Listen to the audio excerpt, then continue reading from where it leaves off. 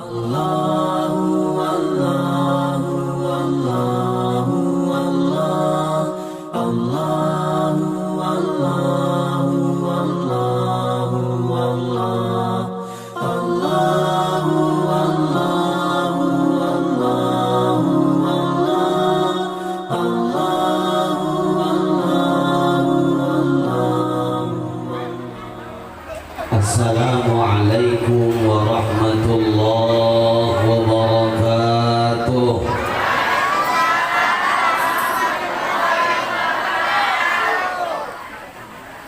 Assalamualaikum warahmatullahi wabarakatuh.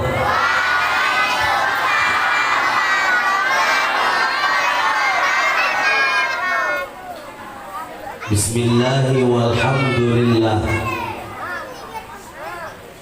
Alhamdulillahil ahad.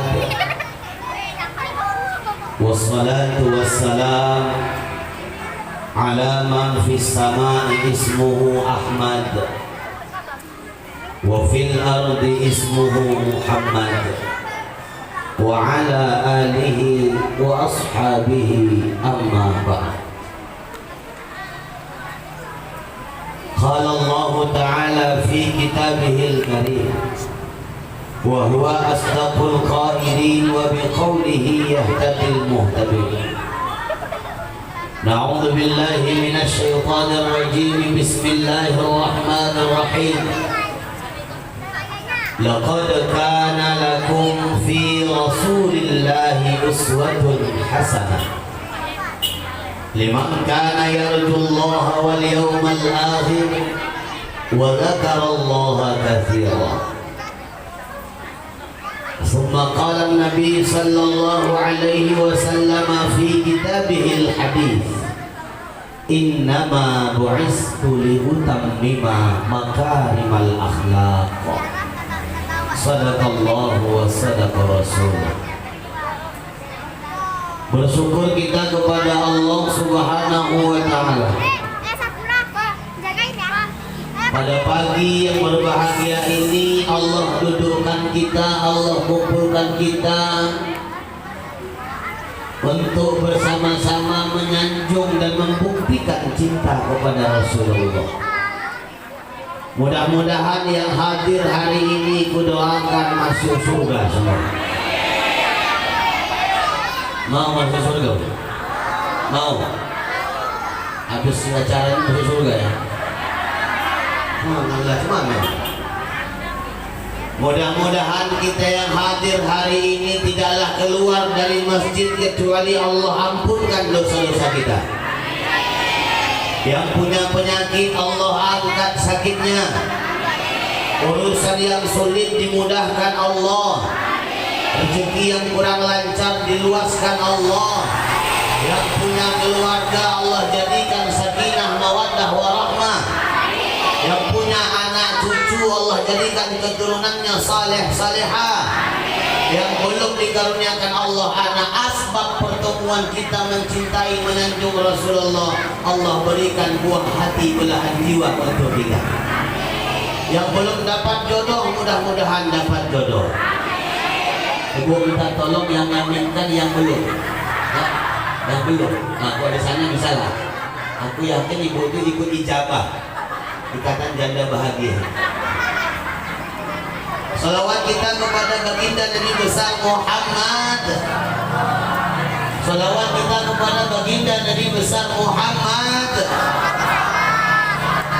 Mudah-mudahan dengan rapatnya duduk kita berkumpul pagi ini, kita berharap kepada Allah begini pula nanti kita berkumpul di hadapan Rasul, di hadapan Allah Subhanahu wa Ta'ala. Amin ya rabbal alamin.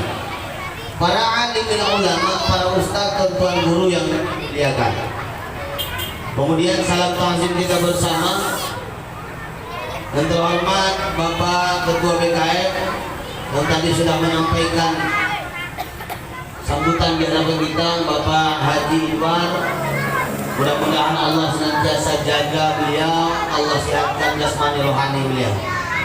Dan sama kita hormati Bapak Dr. Andes Haji Hasbullah Hanif yang tadi juga sudah membakar dan kita kepada Nabi Muhammad bahwa tidak ada nabi yang paling terbaik kecuali Nabi Muhammad, bahkan tidak ada tokoh yang paling populer dari dulu sampai sekarang, itulah Nabi Muhammad sallallahu alaihi wasallam. Salam hormat kita juga kepada Kori kita, Kori internasional, kebanggaan Provinsi Sumatera Utara, yang tadi sudah menyumbangkan suara emas 24 karat. Kalau aku hilang emasnya Bu, tinggal cepat kali muncul lagi jawabnya. Karat. Bang Haji Madrasah Tulis SPDI. Kemudian emak-emak pewiritan yang tadi sudah menyampaikan. Apa? Oh salah, bukan mama ya. Terus adik-adik pewiritan. Oh ibu-ibu, aku nggak bisa manggil ibu karena aku manggil mama, aku mah. Nah, lebih enak lagi manggil mama. Mama pewiritan yang tadi sudah melantunkan salawat-salawat kepada kita. Kemudian mama hari Rabu tadi sudah baca marhaban ya mak. Siap marhaban makan kue ya mak. Aku aja belum makan kue. Mudah-mudahan apa yang disampaikan tadi menumbuhkan rasa cinta kepada Nabi. Tengok baju seragam ada warna putih, mengamping ada warna putih. Ini baju dah lunas mak. Kemudian ibu-ibu yang hadir, anak-anak yang tak bisa diam, dan untuk kita semua hadirin wal hadirat yang tidak bisa disebutkan satu persatu dan tak bisa lagi disebutkan siapa-siapa orangnya karena catatannya cuma segini. Bapak Ibu jamaah yang muliakan Allah, apa kabar, semua sehat? Alhamdulillah. Hari ini kita duduk berkumpul bukan karena ada ustadz yang datang, bukan karena mendengarkan Kori internasional, bukan juga karena ada hadiah yang ditawarkan, apalagi makanan minuman, bukan karena itu. Tapi hadirnya duduknya kita pagi ini meluangkan waktu, pekerjaan kita tinggalkan. Ada emak yang mau nyuci nggak jadi, nanti aja lah nyuci habis maulid, itu madu ya kan. Ada yang mau ke pajak belanja, nanti aja lah habis maulid. Laki mau turun, nanti aja lah habis maulid. Apa sebabnya? Karena ini maulid untuk membuktikan cinta kita yang diminta setahun sekali. Udah setahun sekali nggak mau datang. Karena maulid ini nggak harus diundang. Ya Bu, ya Bu, ini maulid membuktikan cinta sama Nabi. Maka tim marhaban tadi nyuruh kita berdiri. Kenapa nyuruh kita berdiri? Ulama menjelaskan dalam sebuah kitab, ketika ada maulid dibacakan berjanji, dibacakan marhaban, yakinlah bahwa Nabi Muhammad hadir di situ. Makanya berdiri. Kenapa berdiri? Nyambut Rasul datang, Pak. Makanya sakit hatiku dengan mama yang tak mau berdiri. Tahu ibu apa kata yang sebelah? Alah tak berdiri. Alah dulu aja, dulu. Main lama, apalagi tak ada yang baca lama. Dulu aja bentar ini. Sekenawa kan nampak orang. Kau tengok dia muka kan berdiri, kan nampak itu tak nampak. Kecuali kalau romantik kumat dia wak. Kalau sakitnya ada, tak sanggup berdiri, pinggang sakit, kaki sakit, maklum. Ini sakit enggak apa enggak gosip ya. Itu orang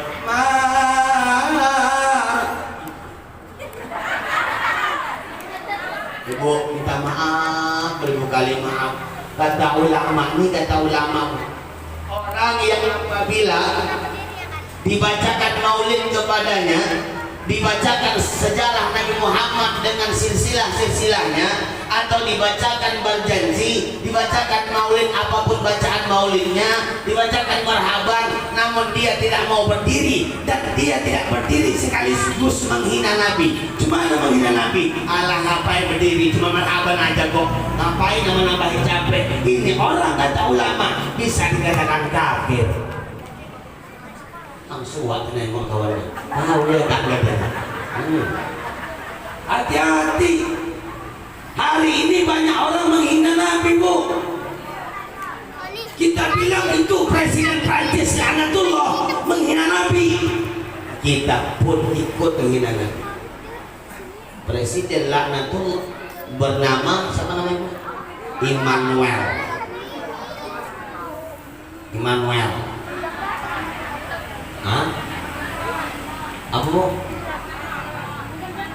Mercon. Iya, memang mercon itu Pak, Immanuel mercon. Munculnya itu suka-suka hatinya. Kalau tinggal aku dekat rumahnya itu, lempar rumahnya. Makanya nggak tinggalnya. Itu Presiden Prancis sudah menghina Nabi Muhammad. Ada orang yang membuat karikatur Nabi Muhammad. Dia. Ditanya, kenapa kau menghina wahai Presiden? Dia menjawab, ini kebebasan berekspresi. Kalau tak tahu kebebasan ekspresi, maka tunjukkan lu sama itu Presiden Prancis. Tunjukkan sama orang Prancis itu. Tahu Ibu Prancis? Dia sendiri. Itu Presiden Prancis. Dia pengen nengok umat Islam bangkit. 2 miliar umat Islam di dunia. Coba tunjukkan kekuatan Islam dari orang Prancis. Dengan cara kalau kata kawan-kawan kita memboikot produk-produk Prancis. Alhamdulillah kita tengok minuman hari ini tidak merek Prancis. Ibu yang punya warung, bapak yang punya warung minta tolong kalau ingin menjaga kehormatan Nabi Muhammad, jangan beli aqua, jangan jual aqua. Itu aqua kalau kita jual, itu aqua kalau kita beli, itu produk-produk Prancis. Kalau kita minum dan kita beli, seakan-akan secara otomatis kita setuju dengan apa yang dilakukan si Immanuel laknat itu. Ibu punya anak, ibu punya cucu, minum susu SKM, itu produk-produk Prancis. Anak remaja mau susu pakai apa lagi Ustaz? Cuma SKM yang murah atau gula. Carilah susu yang mana tujuannya.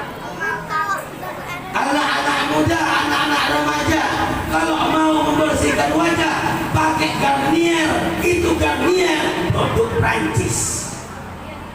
Anak-anak ibu suka minum Yakult, itu Yakult produk Prancis. Cintai ususmu.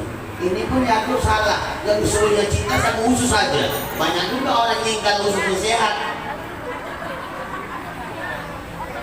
Dan banyak produk-produk lain yang mungkin tak bisa disebutkan itu bersatu. Kalau disebutkan dari satu macam marketing pula kerjaan ini. Ini yang 4 macam itu periksa di rumah ada nggak? Buang semua.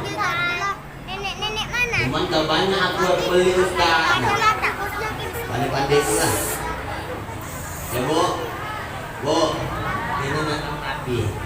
Makanya hari ini kita hadir di Majelis Maulud. Kenapa? Supaya lebih menanamkan rasa cinta kepada Nabi. Hari ini banyak orang udah nggak cinta sama Nabi, mulutnya bilang cinta, perbuatannya nggak bilang cinta, palsu cintanya. Pagi ini Bapak Ibu, aku hanya ingin menyampaikan 2 perkara. Yang pertama, bagaimana kecintaan Nabi kepada kita agar kita mengambil etibar lebih cinta kepada Nabi. Yang kedua, hari ini banyak orang yang ngaku cinta Nabi, ngikut sunnah, tapi suka mengkafirkan, menyesatkan orang lain. Ini bukan orang-orang cinta Nabi, tapi orang yang ingin menghancurkan Ahlus Sunnah wal Jamaah. Apalagi daerah kita sampai ke ujung, udah tahu apa? Banyak orang-orang seperti itu. Apalagi dengan ibu marhaban yang nyanyi pakai gendang di masjid, bid'ah. Maulid bid'ah, tahlilan bid'ah, kenduri arwah bid'ah, yasinan bid'ah. Apa lagi? Aku gak nengok orang hitam aku buka dulu. Ngapain maulid? Nabi gak pernah nyuruh maulid. Kalau memang maulid itu bagus, kenapa nggak sahabat buat? Abu Bakar, Umar, Utsman, Ali, Thalhah bin Zubair. Banyak sahabat-sahabat, apalagi yang 10 dijamin masuk surga. Kenapa orang tuh nggak mau buat? Jawabannya, orang tuh nggak mau buat hidup Nabi. Nabi masih ada di muka orang tuh. Apapun yang salah tanya sama Nabi. Cinta mereka tak pernah lekang sama Nabi. Wajar gak kuat. Kenapa kita kuat? Kita gak pernah nengok Nabi, tak pernah dengar Nabi, dan tak pernah berjabat tangan dengan Nabi untuk menumbuhkan cinta. Kita buat acara maulid, ceritanya tentang maulid.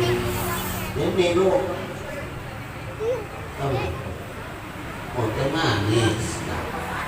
Ini oh ada minuman. Masalah repot bang. Kalau entah ada kopi, canda. Dan aku pamit. Aku tak bisa pula minum teh. Aku nggak minum teh. Tahun semalam aku berhenti minum teh. Kenapa? Memang begitu bangkit dari sakit. Aku sempat 16 hari tahun semalam mau namun bangkit dari sakit minum teh. Nggak enak lidah minum. Cuman aku hari-hari alhamdulillah mengamalkan 1 hari 2 kali minum kopi tambahnya. Nah bukan ada maksud apa-apa bu, enggak. Aku juga ada pernah minta-minta, nggak boleh Ustaz minta-minta. Ustaz itu nggak boleh minta, nggak boleh maksa. Cuma ngasih tahu, nah bahwa aku suka minum kopi. Ngasih tahu, apalagi pagi-pagi nih Bang Haji. Nah enak kali minum kopi. Enggak ada kode-kodean, enggak bercanda. Kalau bisa agak kental dikit ya. Ece ya bu, nah, jangan bawa ke hati lah. Mereka memberikan dalil. Kenapa ini? Ketukar betul.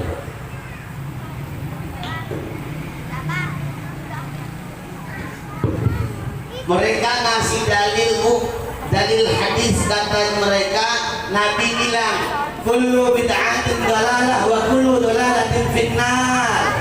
Setiap yang tak pernah dibuat Nabi adalah sesat. Setiap sesat masuk neraka. Jadi ibu buat acara maulid, Nabi tak pernah nyuruh masuk neraka ke semua.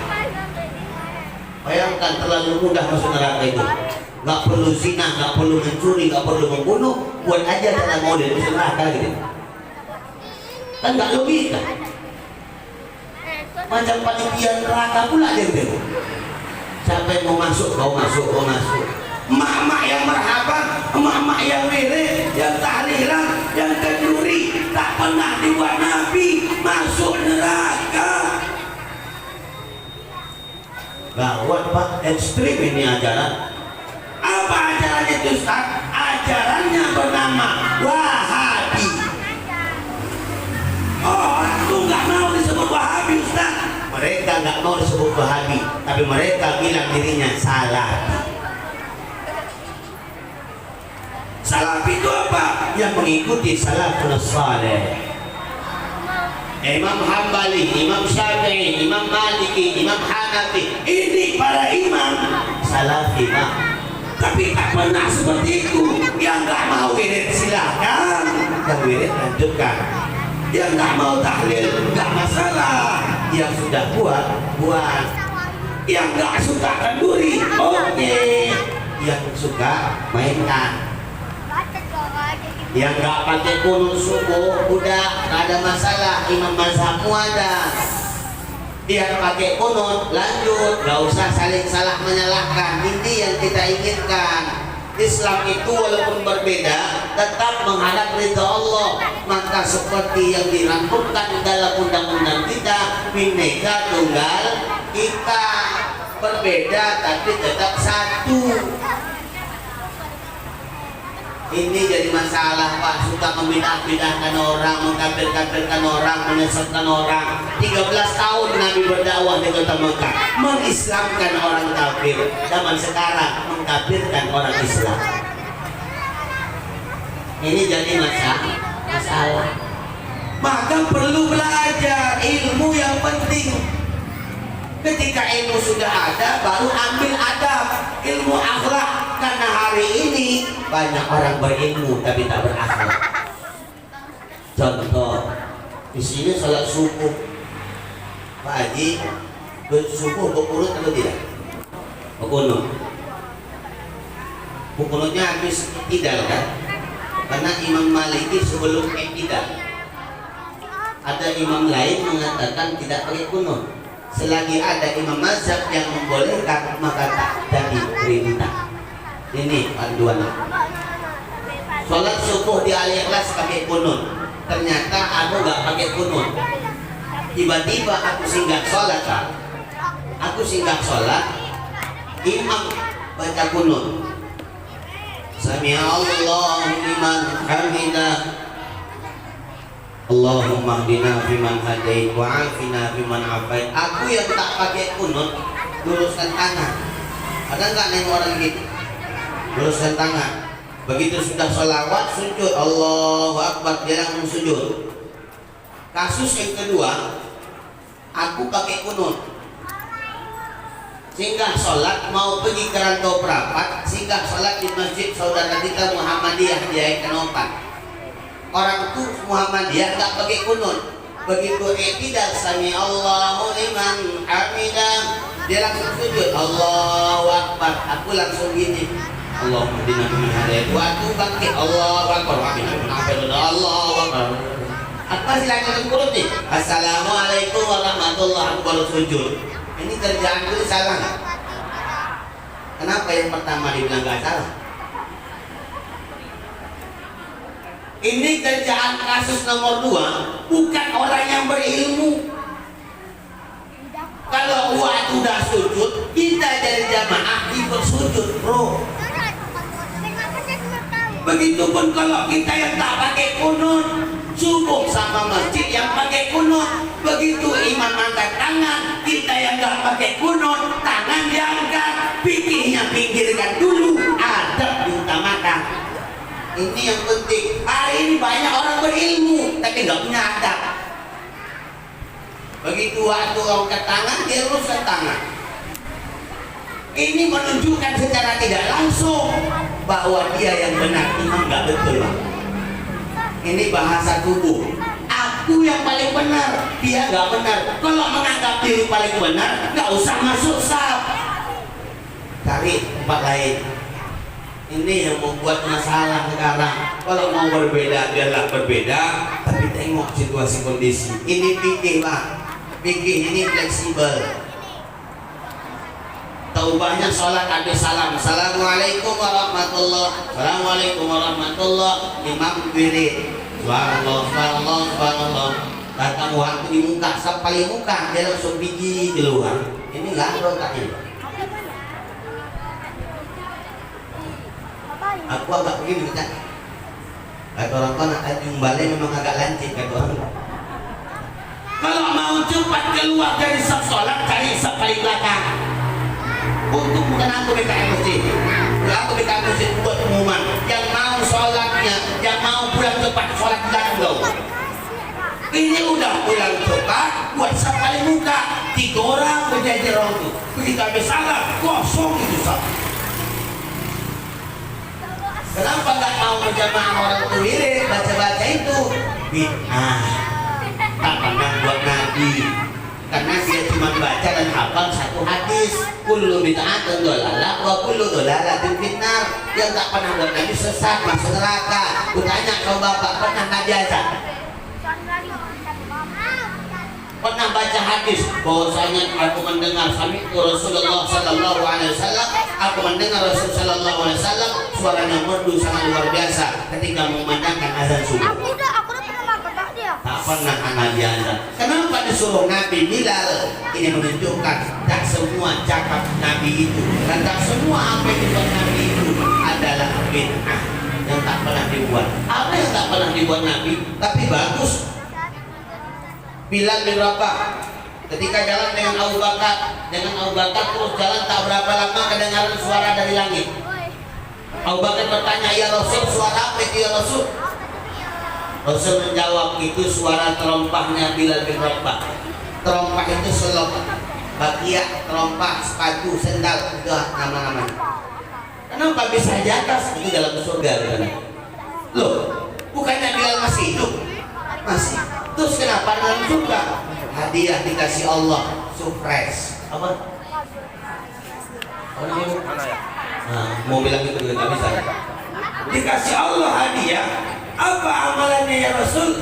tidak boleh meninggal di surga nggak ada ditompahkan batu dia. Kata Nabi, dia selalu ngamalin sholat sunnah 2 rakaat setelah berwudhu. Batal wudhu, wudhu lagi, batal wudhu, wudhu lagi, habis wudhu sholat sunnah 2 rakaat. Nabi nggak pernah buat, tapi Nabi nggak menyalahkan. Orang tuh hanya beranggapan bahwa rujukan kita cuma 2, Quran dan hadis. Salah. Rujukan kita umat Islam terkhusus akidah ahli sunnah wal jamaah 4, Al-Quran, hadis, ijma' ulama, dan qiyas. Contoh kasus, Allah bilang dalam Quran, aqimus sholata wa atuz zakat. Aqimus sholat, dirikan sholat. Apa Allah jelaskan dalam Quran sholat subuh jam berapa? Sholat zuhur jam berapa? Asar jam berapa? Maghrib isya jam berapa? Tidak dijelaskan dalam Quran. Maka datang hadis wahyu dari Allah kepada baginda Nabi melalui Jibril alaihissalatu wassalam. Kemudian dalam hadis dijelaskan sholat itu berapa waktu. Begitu juga dengan kasus zakat. Zakat itu Allah cuma jelaskan dalam Quran, menunaikan zakat, membayar zakat, mengeluarkan zakat. Apa dibilang zakatnya beras? Kalau orang yang ikut sunnah katanya cuma Quran dan hadis, tidak sah kalau dia zakat fitrah dengan beras. Dalam hadis Nabi bilang zakat itu kurma dan gandum. Di sini zakatnya apa? Beras. Imam Syafi'i bilang beras, Imam Hanafi bilang boleh bagi duit. Kenapa pakai beras? Bid'ah. Masuk neraka di kampung ini, Pak. Bukan tanggung, bukan sikit-sikit, semua sekampung masuk neraka. Gara-gara dia, punya ayah dia orang surga itu kan, punya keluarga dia di surga itu. Ada oh. Anakmu pun. Begitu luar biasa kasih Allah. Zakat, apa yang dizakatkan? Nabi bilang gandum dan kurma. Kenapa kita zakat beras? Ijma' ulama, ijtihad ulama. Imam Syafi'i mengatakan ambil kiasnya. Apa kiasnya? Apa makanan pokok di kampung itu, maka itulah yang dizakatkan. Indonesia makanan pokoknya beras, maka beraslah dizakatkan. Kalau nanti gara-gara corona kita makannya cuma makan jagung, maka tahun itu jagunglah yang dizakatkan. Kenapa? Itu makanan pokok. Paham bu? Nah, ini maksud maulid kita supaya kita paham siapa mereka. Aku pun yakin ada jemaahku di masjid ini, Pak. Ada jemaah seperti itu di masjid ini yang suka bidah-bidahkan orang, kenduri, arwah, bid'ah. Nanya-nanya orang tuh, Ustaznya kalau ngirim Fatihah nyampe enggak? Orang tuh haram, enggak nyampe itu, orang mati lah. Bahkan yang paling sakit hati bu, mamanya meninggal nggak mau ditengok. Kenapa? Gak meninggal ngapain? Kurang ajar loh ini. Ini nak kurang ajar. Maaf-maafnya bu, walaupun kafir orang tua kita, kalau meninggal orang tua kita datang nggak? Datang. Ini anak berbakti. Meninggal karena mama bukan aliran manhaj ahlus sunnah wal jamaah, salafi, PA atau salafi. Mamaku bukan aliran sama aku, mamaku mati kafir. Nih, bilang nih mamanya mati kafir karena mamanya nggak ikut aliran dia. Ini hati-hati kalau kena anak-anak itu, berantem di rumah tiap hari. Mau kemana mak wirid? Bid'ah mak bid'ah. Ayah kemana ya tahlil? Bid'ah bid'ah. Aku pernah dialog sama orang tuh bid'ah kan, muka kau tuh bid'ah tuh ya. Karena muka kau nggak ada zaman Nabi. Mana ada zaman dia muka macam Nabi? Ya bu, hati-hati, awasi anak-anak. Jangan sempat anak-anak kita masuk pada aliran salafi. Aliran salafi wahabi yang ngaku sunnah tapi menghancurkan agama Islam. Yang ngaku sunnah tapi menghancurkan sunnah-sunnah Nabi. Ini yang perlu kita tanam. Ada pernah nanya aku kayak gitu, Ustaz, apa? Aku kirim Fatihah sama mama aku, terus nyampe Ustaz, nanya ya Pak, aku nggak bisa jawab, aku tanya balik, kau kirimnya kapan? Gue bilang, tadi Ustaz habis asar, Sekarang jam berapa? Jam 8 malam Ustaz. Fatihah yang kau kirim habis asar balik lagi nggak? Enggak loh Ustaz. Berarti nyampe. Ya kan? Simple jawaban. Aku ngirim SMS sama Bu Aminah. Assalamualaikum Bunda, aku bilang. Itu SMS aku kirim balik lagi nggak? Berarti nyampe kan? SMS aja buatan manusia Pak bisa nyampe. Apalagi pahala buatan Allah. Yang nyampe bukan Fatihahnya. Makanya dalam kenduri, dalam tahlil, dalam wirid ditutup dengan doa. Ya Allah, kalau ini bacaan wirid ada pahalanya, kami hadiahkan sekolah-sekolah di sekolah-sekolah ya Allah. Pahalanya bukan Fatihahnya. Enggak percaya tuh tadi udah tinggal dulu kau bilang. Nanti udah tinggal kamu kirim Fatihah. Kalau nggak nyampe chatting aja WA. Allah apa yang orang ini? Ada lagi orang nanya gini, Ustaz, ya. Aku kan sholat, terus kentut, batal Ustaz. Batal lah, banjur begini. Terus habis itu aku mau lanjutkan sholat Ustaz pakai wudhu, ya wudhu lah. Wudhunya macam biasa Ustaz, iya macam biasa. Mana ada wudhu lain, begitu. Basuh muka dulu Ustaz, iya basuh muka sampai kaki. Nah ini masalahnya Ustaz. Mana? Yang dekat pantat Ustaz. Kenapa yang dicuci muka? Biasanya kan siapa yang berbuat dia bertanggung jawab Ustaz. Ini kenapa lain berbuat lain bertanggung jawab? Kenapa Ustaz? Aku nggak boleh jawab. Aku tanya balik sama dia. Aku suka gitu kok orang nanya sama aku tanya lagi. Kalau seandainya ibu ngumpul-ngumpul sama anggota wirid, nah terus kan kemudian tak entah di mana ceritanya keluar dari mulut dari bawah pun keluar kentutnya pakai apa pun itu pakai bonus. Tapi bukan bonus kan? Memang kentutnya kecil ibu, tapi bonusnya itu buat dasar baunya. Bertanya sama ibu, kalau ketahuan ibu sama orang-orang banyak ibu yang kentut, yang malu muka ibu atau pantat ibu? Muka dulu Ustaz, makanya muka yang dibasuh. Bilang, jangan aneh-aneh pertanyaan zaman sekarang Pak Haji. Ada lagi anak-anak muda nanya aku Ustaz, ya, malaikat Israfil kan meniupkan sangkakala. Betul? Itu kan pas kiamat Ustaz. Nah, salah lagi. Masalahnya Ustaz yang kutanya, apalah kerjaan malaikat itu sekarang? Aku pun penting nengoknya, ngapain urus-urusnya kerja malaikat? Kerja aja gak siap-siap. Dia bingung, malaikat Israfil ini kan sangkakala trompet. Sekarang kan belum kiamat, ngapain ada itu Ustaz? Ya aku jawab kamu, kalau gitu kau tanya belanja dari kau tahu aja ngapain malaikat itu sekarang? Ngilang-ngilang trompet jangan perkara, aku bilang. Senang hati dia. Padahal malaikat yang belum bertugas atau yang sudah bertugas membantu Allah mengatur alam semesta. Singkat aja jawabannya. Jibril sudah selesai tugasnya. Tugas Jibril sekarang membantu Allah mengatur alam semesta. Bukan berarti Allah nggak sanggup menyelesaikan sendiri. Tapi itulah kehebatan Allah Ta'ala melibatkan orang-orang yang mulia di hadapan Allah. Gak mau dia sendirinya. Maka ini yang perlu kita tanamkan, cinta sama Nabi. Ini yang pertama, jauhi aliran itu Pak, jangan sempat orang itu jadi imam. Tak sah sholat kita berimam sama orang. Kenapa Ustaz nggak sah? Kan masalah furu'iyah. Furu'iyah kan perbedaan khilafiyah pendapat ulama.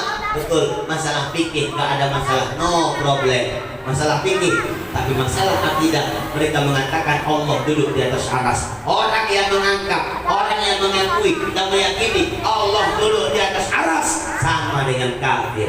Kenapa? Allah mengatakan mukhalafatuhu lil hawadis. Allah berbeda dengan makhluk aras, makhluk Allah. Kalau mereka mengatakan Allah duduk di atas aras, bahkan Imam Ibnu Taimiyah, imam mereka mengatakan bagaimana aku duduk di atas mimbar, begitulah Allah duduk di atas aras. Kafir Pak, menjisimkan Allah, menganggap Allah itu sama dengan kita. Mereka mengatakan Allah di atas aras. Timbul pertanyaan, ada ayat Quran mengatakan Allah di langit. Allah sebenarnya di atas atau di langit? Kadang-kadang di langit Ustaz, kadang-kadang di atas. Berarti ngontrak, bukan Tuhan dong. Sama memacam kita kontrak. Bahkan mereka menafsirkan ayat Al-Quran. Di situ ayat Quran menjelaskan wajah Allah, tangan Allah, semuanya itu mereka membentukkan diri seperti kita. Bagaimana wajah kita, begitulah wajah Allah, cuma beda cantik. Bagaimana tangan kita, begitulah tangan Allah. Ini kafir. Maka kalau ada yang bertanya, aina Allah, di mana Allah? Jawabannya adalah pertanyaanmu yang salah. Karena kalimat aina di mana, kalimat di mana itu menunjukkan tempat, sedangkan Allah ada tanpa tempat. Allahu mawjudun bila makan. Allah ada tanpa tempat. Sedangkan tempat itu makhluk Allah. Mustahil Allah bergantung pada tempat. Kalau seandainya Allah berada di atas aras, di mana Allah ketika aras belum diciptakan? Ketika mereka mengatakan Allah berada di atas langit, di mana Allah ketika langit dihancurkan? Berarti Allah bergantung pada makhluk. Allah tidak bersifat seperti itu. Kita yang bergantung sama makhluk. Kalau nggak ada rumah, di mana berteduh? Nggak ada duit, gimana belanja? Nggak makan, gimana mau badan enak? Ini bergantung pada makhluk. Tapi kalau Allah tidak butuh siapa-siapa, Dia muhu binafsi. Allah berdiri dengan sendirinya tanpa bantuan orang lain. Ya bu, ya bu. Yang pertama, masuk poin kedua. Cerita tentang sosok Nabi yang paling luar biasa, Nabi yang tidak ada duanya, Nabi yang paling terpuji dan afdal, yang paling mulia di antara nabi-nabi lain. Berapa jumlah nabi dan rasul? Hah? Banyak. Allah mengirim utusan-utusan penyampai risalah di seluruh dunia. Dari mulai Nabi Adam tutup dengan Nabi Muhammad, berjumlah 124.000 Nabi dan Rasul. 124.000 dan Rasul itu 313 yang menjadi Rasul. Selebihnya Nabi. Apa beda Nabi dan Rasul? Nabi hanya untuk keluarganya, mengamalkan perintah Allah. Sedangkan Rasul untuk menyampaikan ke seluruh manusia yang dikirim oleh Allah. Kebanyakan banyak nabi yang turun, rasul yang diturunkan Allah di daerah Israel, Bani Israel. Dari situ sudah nampak Bani Israel itu bandar. Semua nabi-nabi khusus untuk umat-umat khusus. Nabi ini untuk umat ini, nabi ini untuk umat ini, nabi ini untuk nabi ini umat ini. Tapi Nabi Muhammad untuk seluruh alam semesta. Seperti yang tadi sampaikan Pak Haji Amin, bahwa kalau kita lihat dari pemimpin-pemimpin yang ada di dunia, tidak ada yang bisa dijadikan contoh, tak layak untuk dijadikan panutan. Begitu Pak Haji. Ada seorang presiden Hitler, apakah kalau menemukan bahasa-bahasa itu tidak keselio? Hitler, ada Napoleon. Kemudian kalau hari ini kita lihat ada yang namanya Donald Trump. Semua pemimpin-pemimpin negara itu yang dianggap mereka memiliki kekuasaan di negara adidaya dan lain sebagainya, tidak semua yang bisa dicontoh dan bahkan tak bisa untuk dijadikan panutan. Tapi sosok Nabi Muhammad sudah diabadikan dalam Al-Quran. Bahkan ada seorang Yahudi nih, seorang Yahudi mengabadikan Nabi Muhammad di dalam sebuah bukunya. 60 tahun lamanya dia mencari dan menggali informasi Nabi Muhammad. 60 tahun baru terbuat bukunya satu dengan judul 100 tokoh yang berpengaruh di dunia. Dia bernama Profesor Dr. Michael Haidt, mantan rektor Universitas California, Amerika Serikat. Dalam buku 100 tokoh manusia yang berpengaruh di dunia, Nabi Muhammad dijadikan nomor 1. Padahal orang Yahudi ketika dipresentasikan di hadapan para pendeta bertanya, kenapa itu Muhammad kau jadikan nomor 1? Sehebat apa sebenarnya dia? Dia menyampaikan kisah maulid. Hebat nih si Yahudi. Dia bilang, kalaulah dia Muhammad itu nabi palsu, atau manusia yang tidak berpengaruh di dunia, atau pengaruhnya tidak dahsyat. Kalau kalian bilang dia pembohong dan penipu, bayangkan 1400 tahun yang lalu dia menyiarkan agamanya, sampai sekarang 2 miliar umatnya di dunia. Kalaulah dia pembohong, tidak ada kebohongan yang sampai bertahan sampai ratusan ribu tahun lamanya. Ini Nabi Muhammad. Begitu dahsyatnya Nabi Muhammad sallallahu alaihi wasallam. Di mana letak kedahsyatan Nabi Muhammad? Nabi pernah ditanya, Pak. Ini terdapat dari guru-guru di kampung. Nabi pernah ditanya. Bu, Nabi pernah ditanya. Nabi pernah ditanya. Ya Rasulullah, ya Rasulullah. Aku mau bertanya ya Rasul, apa dan siapa yang pertama kali diciptakan Allah? Ini pertanyaan sahabat. Apa dan siapa pertama kali diciptakan Allah? Itu sahabat yang sama Rasul. Rasul jawab, wahai sahabatku, belum Allah ciptakan langit, belum Allah ciptakan bumi, planet belum ada, aras belum ada, lautan belum ada, gunung belum ada, bahkan alam semesta dengan isi-isinya belum diciptakan oleh Allah Subhanahu wa Ta'ala.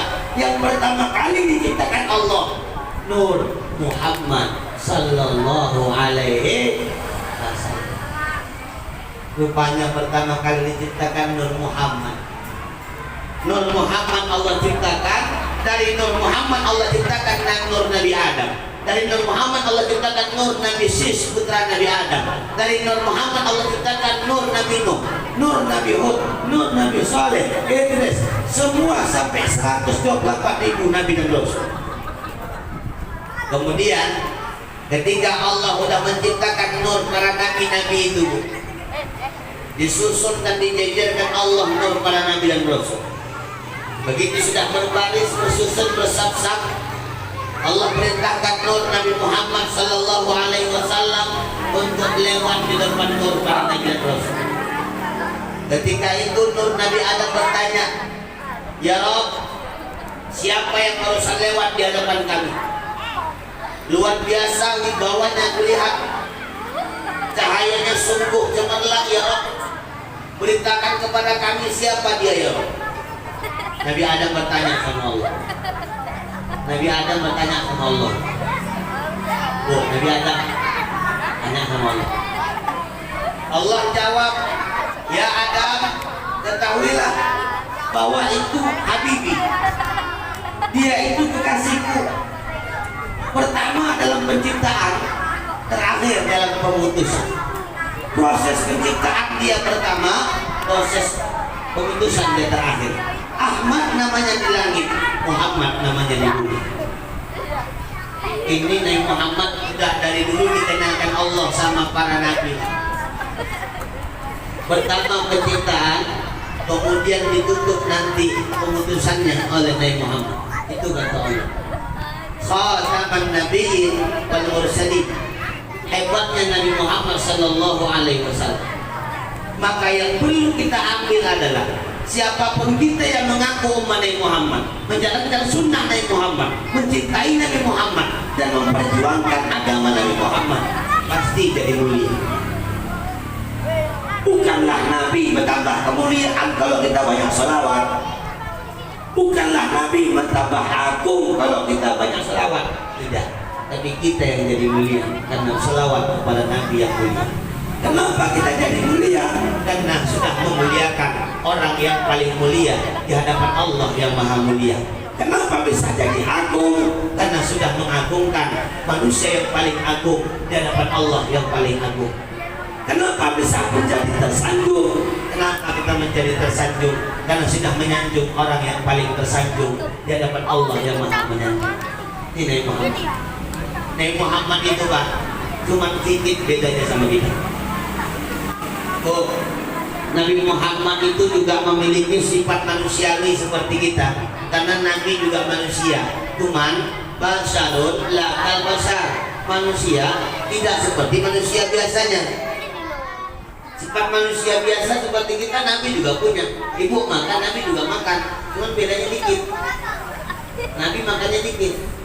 Ibu dikit makan. Nabi Pak tidur. Kita pun tidur. Tapi bedanya dikit. Nabi tidurnya dikit. Bapak dikit. Apalagi saya makan. Nabi Bu cakapnya dikit tapi bermanfaat. Lah Ibu udah banyak kadang berselema. Apalagi mencakapkan orang lain. Apa kita yang orang? Ayo kita nggak tahu itu. Kalau sudah mencakapkan orang, ya Allah, hafal dari A sampai Z. Orang Palestina. Itu penyakit kita. Nabi Pak macam kita juga keringatan. Aku pun keringatan. Orang Palestina. Nabi keringatnya wangi, lebih wangi minyak kasturi. Ingat Bapak? Bukan cuma keringat. Nabi air ludahnya itu dari pengobat. Ketika berangkat sama Sayyidina Abu Bakar hijrah dari Makkah ke Madinah sampai ke Gua Sur, sebelum Nabi Muhammad masuk, Abu Bakar bilang sama Nabi, ya Rasul, stop. Cek dulu TKP, aman atau tidak? Cek. Begitu dicek lokasi, bersih-bersihkan, disapu-sapu, sudah aman, masuk ya Rasul, masuk Rasul. Begitu masuk, rupanya Abu Bakar nggak tahu. Di samping ada binatang yang melengkapi. Ini binatang namanya kalau bahasa kampung kami bilang bahasa kerennya betul Pak. Bahasa Indonesia kalajengking. Kalau bahasa kalah, sama itu. Kalah, kalajengking. Nah, kalau bahasa kampung kami bilang scorpion. Mas mendeling itu aja. Mama dulu sebagai aku tahu. Scorpion. Tergigit, terkapit tangan jari telunjuknya Abu Bakar. Abu Bakar nggak bilang-bilang sama Nabi. Didiamkan. Lama kelamaan Abu Bakar keringat dingin. Nabi ini mau keringatan mau bakar Nabi. Nggak apa-apa ya Rasul, AC-nya nggak hidup, kata Abu Bakar. Oh, lama-lamaan ini tangan udah gemetar Bu. Keringat udah macam sebesar biji jagung. Loh, makin besar aja keringat kau makan ya. Saya Rasul belum sarapan pagi. Karena tadi bangun dari tidur, duduk ke cerita, nah sampai langsung ceramah. Kemana tadi lagi? Oh, belum sarapan. Tak berapa lama Bu, tangan udah kayak gini, Abu Bakar. Tangan kau kenapa itu? Sini. Ditengok tangan Abu Bakar masih ada kalajengking di jarinya. Menggigit. Apa kata Rasulullah? Ya Abu Bakar, kenapa tak kau bilang sakit digigit itu? Kata Abu Bakar menjawab dengan cinta pada Rasulullah. Ya Rasul, aku rela menahankan sakitnya gigitan kalajengking karena aku tak mau kau jadi khawatir kepada. Rasul juga jawab, ya Abu Bakar, lebih sakit dan tersiksa batinku. Jadi kau tersakiti, aku yang tidak tersakiti. Aku rela ya Abu Bakar tersakiti, serta jangan tersakiti. Ini sahabat yang penuh cinta. Kalau kita kan beda Pak.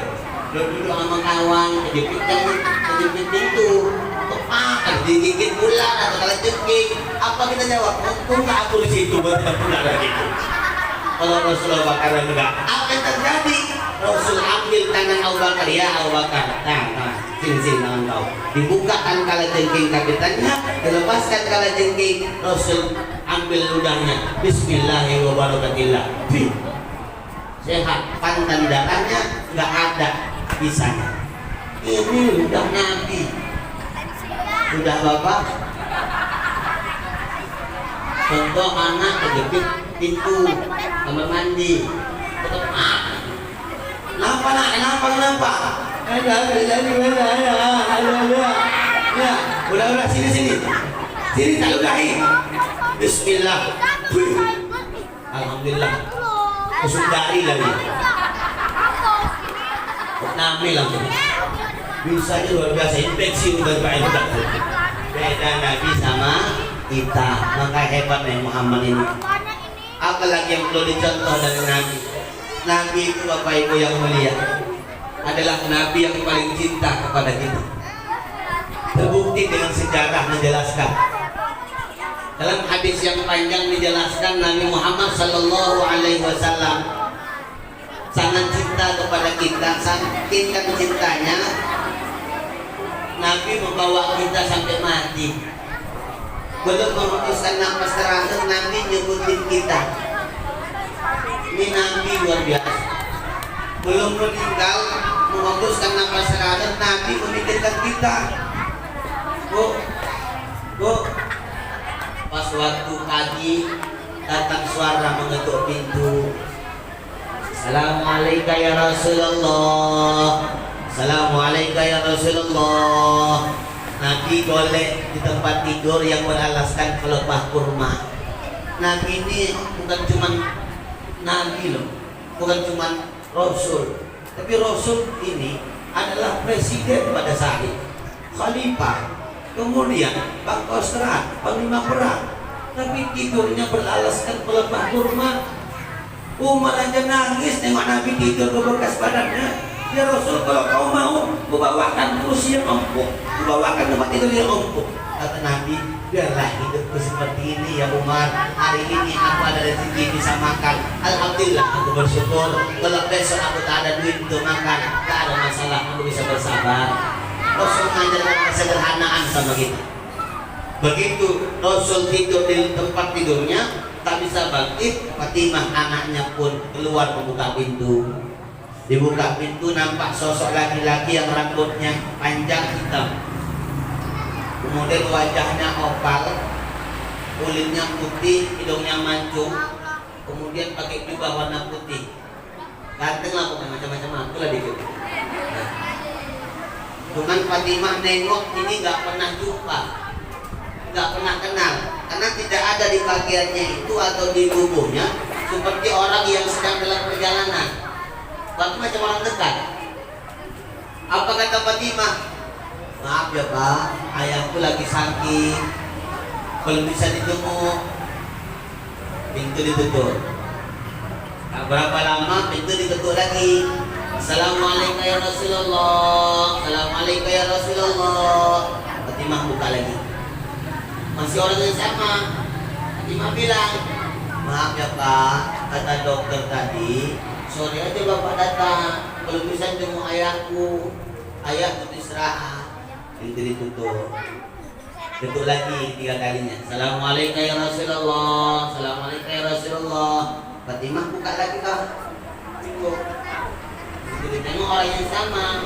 Fatimah bilang, kok bau kali orang. Dari tadi aku bilang nanti aja lah wah, pandang kali awak ini ah. Dari gara-gara.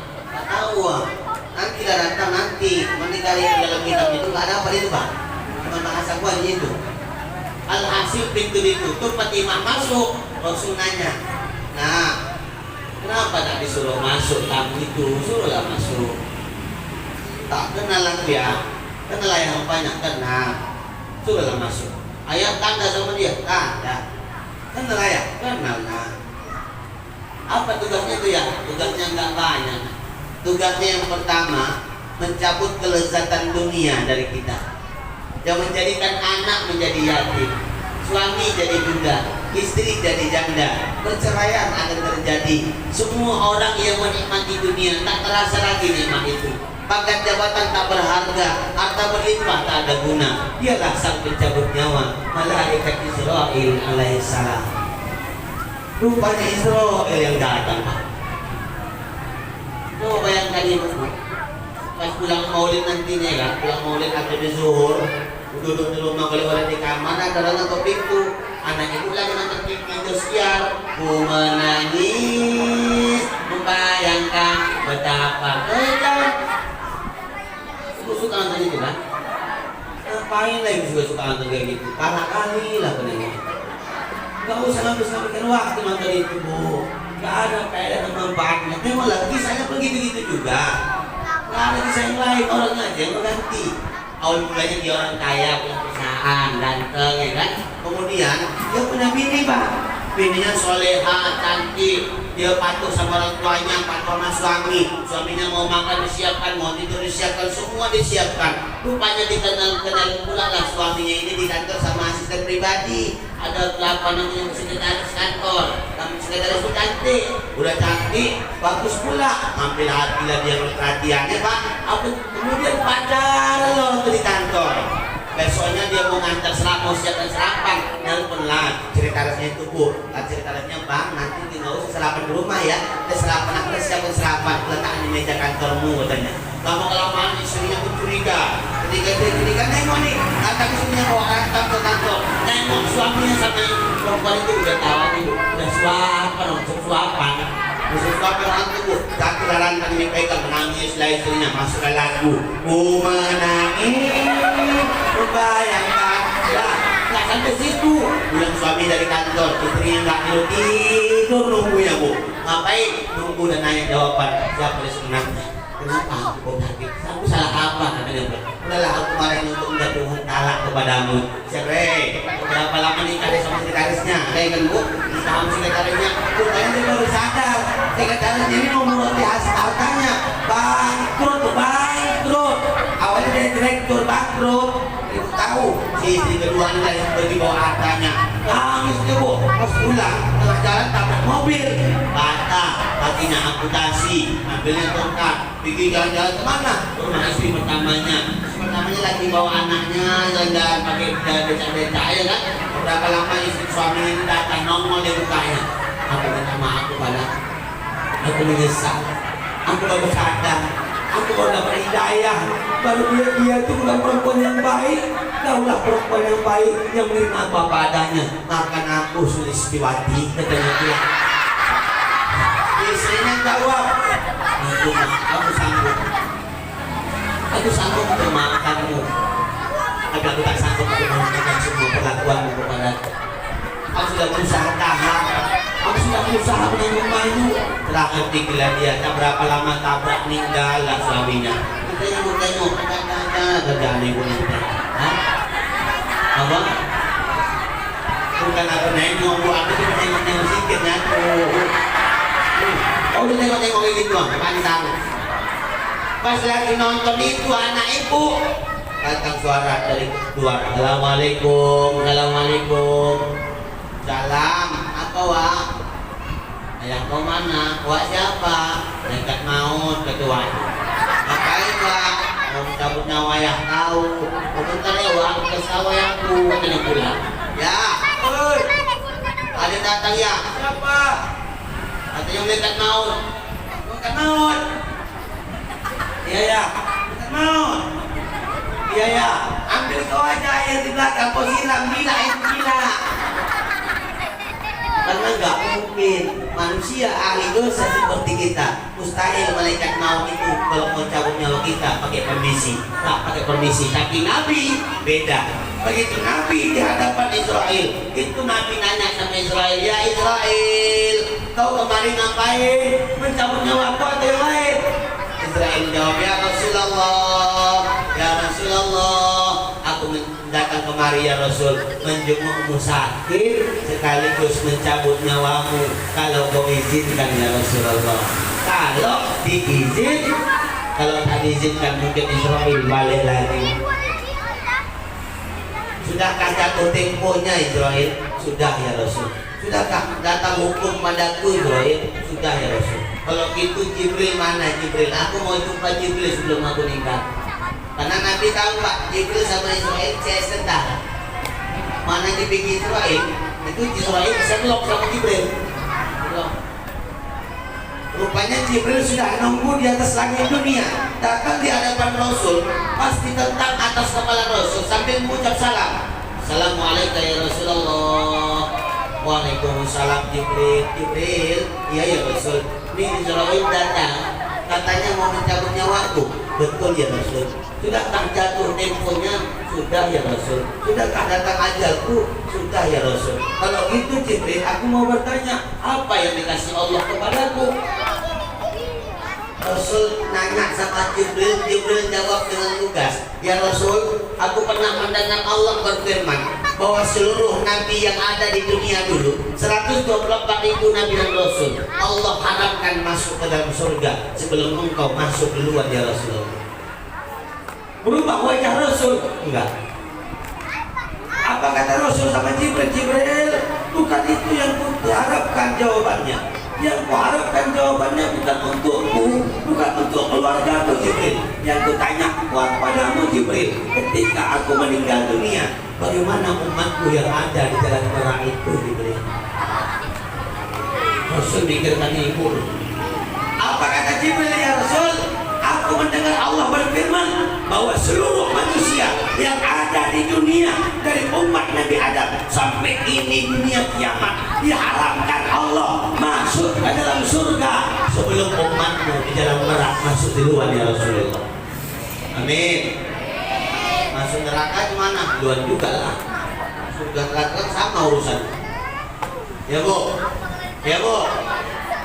Berubah wajah Nabi, cerah wajah Nabi, sudah mulai melebar senyuman bibir Rasul. Kata Rasul, Israel, kalau begitu selesaikan tugasmu Israel, cabutlah nyawaku ini, ikhlaslah Israel, ikhlas. Kemudian Fatimah tak sanggup untuk berdiri, Pak. Karena Fatimah tadi buka pintu. Fatimah tahu ini malaikat Israel. Ngapain datang kalau nggak cabut nyawa? Kan nggak ada kerjaan, kayak kalau cuma minum kopi aja di rumah orang. Kan enggak kan? Masih cabut nyawa. Fatimah nggak sanggup berdiri dengan tegak, nyender ke tembok, nggak sanggup ke tembok, nyender di bahu suaminya Sayyidina Ali juga nggak sanggup, duduk di kursi juga nggak sanggup. Siapa anak yang sanggup menangkap ayahnya ketika sakaratul maut? Tak berapa lama Bapak Ibu yang mulia, Israel melanjutkan tugasnya. Nyawa Rasul ditarik dari ubun-ubun kepala Rasulullah. Perlahan, pelan, namun pasti nyawa dicabut. Mulai kaki Nabi sudah tak bisa bergerak. Itu tubuh Nabi yang mulia sudah tak bisa lagi bergerak. Kaki Nabi sudah kaku, udah mulai naik, terus naik. Nyawa itu mau dicabut. Perlahan, tak sanggup Israel mencabut secara kuat. Perlahan dicabut nyawa Rasulullah, sudah mulai naik, keringat sudah membasahi badan, air mata sudah bercucuran, lain lagi wajah sudah mulai pucat, mata sudah berkaca-kaca, bibir sudah mulai membiru, tak sanggup mau berbicara apa-apa, tak sanggup bagaimana mau bergerak. Tapi ketika sakaratul maut itu dekat kepada Rasulullah, ajal itu sudah hampir sampai, Nabi bilang sama Israel, Israel, intazir Israel, intazir, tunggu Israel, tunggu. Israel nanya, ada apa ya Rasulullah? Rasul bertanya sama Jibril, Jibril, beginikah sakitnya sakaratul maut Jibril? Beginikah sakitnya sakaratul maut Jibril? Padahal Nabi itu maksum, gak kena dosa. Dosa masa lalu gak ada, dosa sekarang gak ada, dosa yang akan datang pun bebas. Ini Rasul. Tapi ketika itu sakaratul maut datang, masih merasakan sakitnya sakaratul maut. Bagaimana kita yang ahli dosa, yang ahli maksiat? Apa kata Jibril menjawab? Ya Rasulullah, ini badan kalau seandainya dikuliti ya Rasul, belum seberapa dibanding sakitnya sakaratul maut. Ini badan kalau diambil pedangnya Rasul, ditusuk-tusuk ini tubuh, dipotong-potong, disayat-sayat, bahkan kalau bisa digarami ya Rasul biar makin pedas, belum seberapa ketimbang sakitnya sakaratul maut yang terasa ya Rasulullah.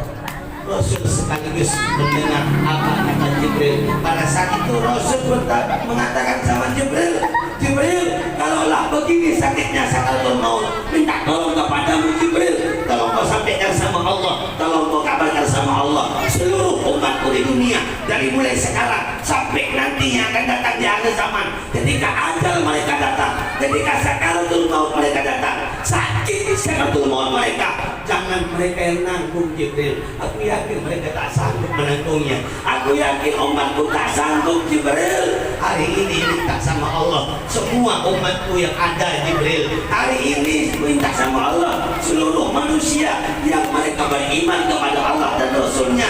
Ketika sakaratul maut mereka datang wahai Jibril, mereka tidak merasakan sakit. sakit sakaratul maut mereka. Biar tumpahkan hari ini kepadaku, biar aku aja yang merasakan sakit sakaratul maut itu Jibril. Ayat ah. Dalam keadaan berpaling wajah Jibril meneteskan air mata. Padahal Jibril itu malaikat nggak punya nafsu, sedangkan air mata adalah bentuk kesedihan dari nafsu yang kita punya. Tapi malaikat pada saat mendengar ungkapan Rasulullah menetes air matanya, berlinang air matanya, memaling wajahnya. Rasul bertanya lagi, Jibril, kenapa kau palingkan wajahmu kepadaku Jibril? Muakah kau melihat wajahku ini Jibril? Kata wajahku untuk yang terakhir kalinya Jibril. Aku dulu berjumpa denganmu, sekarang aku ingin meninggalkan dirimu Jibril. Kata wajahku Jibril. Dan pada saat memalingkan wajah, dalam keadaan berpaling wajah, Jibril menjawab Bapak Ibu, Ya Rasulullah, Ya Rasulullah, tidak ada satu makhluk di dunia ini ya Rasul yang sanggup menatap wajahmu ketika sakaratul maut. Israel melanjutkan tugas. Mau habis nyawa Rasul, mulai gemetar tubuh Rasulullah. Saking dan sakit sakaratul maut itu, Rasul menggetarkan badannya, tapi tak sanggup bergerak sebanyak-banyaknya. Namun bila Rasul bergerak, seakan-akan ingin mengungkapkan sesuatu. Sayyidina Ali paham maksud gerakan bibir Rasulullah. Dia dekatkan kupingnya di bibir Rasul yang mulia. Terdengar dua wasiat dari Nabi. Ini wasiat perlu diikut. Apa kata Nabi? Usikum bis shalah wa ma malakat aimanukum. Jaga sholatmu dan berlemah lembut sesamamu. Usikum bis shalah, wasiatkan kepada kalian salat, wa ma malakat aimanukum. Begitu wasiat selesai, Sayyidina Ali duduk pada tempatnya. Tak berapa lama wajah Nabi menunjukkan cahaya dan bibir Nabi gemetar untuk yang kedua kalinya. Sayyidina Ali mendekatkan kembali kupingnya di bibir Nabi. Terdengar tiga kata yang membuat terhenyak hati Sayyidina Ali. Bapak Ibu, apa kata Rasulullah? Dari suara yang lirih, dari suara yang parau, terdengar ungkapan, bukan anak biniku, bukan harta bendaku, bukan sahabat ayah bundaku, bukan pangkat atau jabatanku. Namun Nabi menyebutkan tiga kata, ummati, ummati, ummati, umatku, umatku, umatku. Menetes air mata malaikat Jibril dan menetes pula air mata Sayyidina Ali ketika sudah seperti itu. Menjelang 3 hari setelah itu disebutkan, Rasul pun menghembuskan nafas terakhir. Terangkatlah roh ke hadapan Allah, jasad terbujur kaku di tempat tidurnya. Ketika itu seluruh kota Mekah, Bapak Ibu yang mulia, kota Mekah tidak pernah terjadi banjir air mata kecuali ketika Rasul meninggal dunia. Terjadi sorak-sorak, menjerit-jerit, menangis-nangis, histeris. Bahkan ada sahabat yang mendatangi Sayyidina Umar, lapor sama Umar, ya Umar, pergi ke rumah Muhammad, Nabi Muhammad sudah meninggal. Apa kata Umar? Hati-hati kau ngomong, wahai sahabatku, ku pancung leher kau nanti.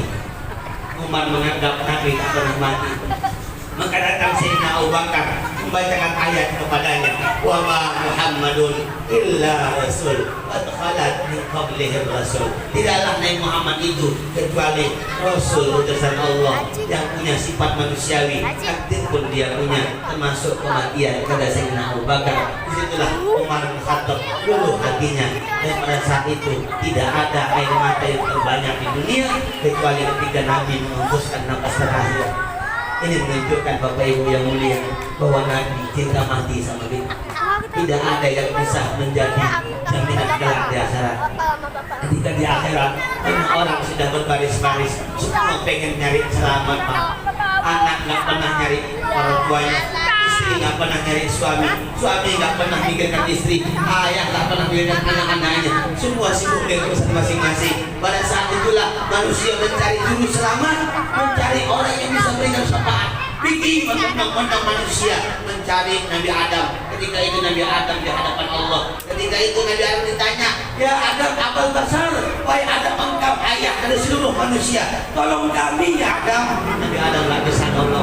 Pergi ke hadapan Nabi Nuh, ya Nuh, tolong kami. Nabi Nuh nggak bisa. Umatku pun banyak membangkang, kata Nabi Nuh. Pergi ke hadapan Nabi Isa. Nabi Isa pun tak bisa menyelamatkan. Nabi Isa mengarahkan, pergi ke hadapan Nabi Muhammad. Ketika itu Nabi Muhammad sujud di hadapan Allah Subhanahu wa Ta'ala. Allah pun malu tengok Nabi Muhammad sujud. Allah bilang, ya Muhammad, angkat kepalamu Muhammad, jangan kau tundukkan. Apa yang kau minta aku kabulkan ya Muhammad. Saya ingat cintanya Allah sama Nabi. Apa kata Nabi Muhammad? Ya Rabb, aku tidak akan mengangkat kepalaku kecuali engkau berjanji dulu umatku masuk ke dalam surgamu ya Rabb. Allah bilang, semua umatmu yang beriman kepadamu ya Muhammad akan masuk ke dalam surga. Baru Nabi mengangkatkan kepalanya. Apa yang mulia, betapa luar biasa dahsyat Nabi Muhammad. Bahkan ketika Nabi dimasukkan ke dalam surga, Nabi Muhammad mondar-mandir lalu lalang, gelisah seperti ada yang kurang. Allah bertanya, ya Muhammad, apa yang kurang kepadamu? Sudahkah lengkap fasilitas surga berikan? Sudah ya Rabb. Apa yang membuatmu gelisah dalam surga? Aku gelisah ya Rabb, aku dalam surga, tapi aku gak menemukan satu pun umat di dalam surga ya Allah. Bagaimana ini? Allah bilang sama Jibril, Jibril, pergi kepada mahsyar, kau cari umat Muhammad, masukkan ke dalam surga, biar hati Nabi Muhammad senang dan gembira. Jibril bertanya, ya Rabb, apa tanda dan bukti bahwa mereka umat Nabi Muhammad? Kata Nabi, wujuhum kal-badrun, wajah-wajah mereka bersinar seperti bulan purnama. Kenapa bersinar seperti bulan purnama? Dua tandanya kata ulama. Pertama, karena dia selalu basahi tubuh dan wajahnya dengan air wudhu. Setelah wudhu dia sholat ibadah sama Allah. Orang yang berwudhu bercahaya wajahnya. Yang kedua, kata Nabi, orang yang bercahaya kelak di akhirat wajah mereka karena di dunia sering membaca salawat kepada Nabi Muhammad Sallallahu Alaihi Wasallam, sehingga Jibril membawa kita ke dalam surga Allah Subhanahu Wa Taala. Dalam hadis Tirmizi menjelaskan, siapa yang akan mendapatkan pertemuan nanti di hari kiamat dengan Rasulullah adalah orang-orang yang banyak salawat kepada Nabi. Bahkan kalau kita di dunia pengen bermimpi dengan Rasulullah dalam hidup kita, insya Allah mimpi itu akan nyata kalau kita memperbanyak selawat sama Nabi Muhammad Sallallahu Alaihi Wasallam, dan itu akan membuat kita bersama Rasul di dalam surga. Kata Nabi, orang akan bersama orang yang dia cintai di dalam surganya Allah. Kalau bapak cinta sama Rasul, insya Allah bersama Rasul di dalam surga. Kalau ibu cinta sama Rasul, menyanjung Rasul dengan selawat yang banyak, insya Allah bersama Rasul di dalam surga. Mudah-mudahan kita yang hadir pagi ini, insya Allah bersama keluarga kita mencintai Rasulullah, mengamalkan sunnah Rasulullah, membela memperjuangkan agama Rasulullah, mati hanya untuk Rasulullah, dan mudah-mudahan bertemu kita nanti di mizan, bertemu dengan Rasulullah, ditimbang amal kita dekat dengan Rasulullah. Kita pun ketika dihisab ada Rasulullah menyaksikan itu dan menjadi penolong penyemangat kita dan memberikan syafaat kita, dan kelak di akhirat bertemu dalam surganya Allah Subhanahu Wa Taala. Amin ya rabbal alamin. Saya kira Bapak Ibu yang mulia, hari ini dapat saya sampaikan pada pertemuan kita hari ini. Mudah-mudahan semakin cintalah kita sama Nabi, karena Nabi sudah membuktikan cintanya kepada kita. Sampai ke rumah, tanyakan diri, sudah sebanyak apa selawat kita sama Nabi, sudah sebanyak apa cinta kita sama Nabi.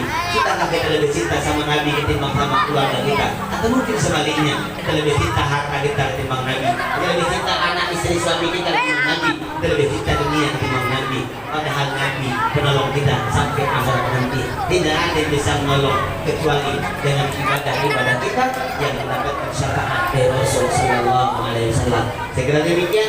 Mudah-mudahan berfaedah dan bermanfaat. Terima kasih segala perhatian, mohon maaf segala kekurangan dan kesilapan. Usikum nafsi bittaqwallah. Wassalamu'alaikum warahmatullahi wabarakatuh. Assalamualaikum warahmatullahi wabarakatuh.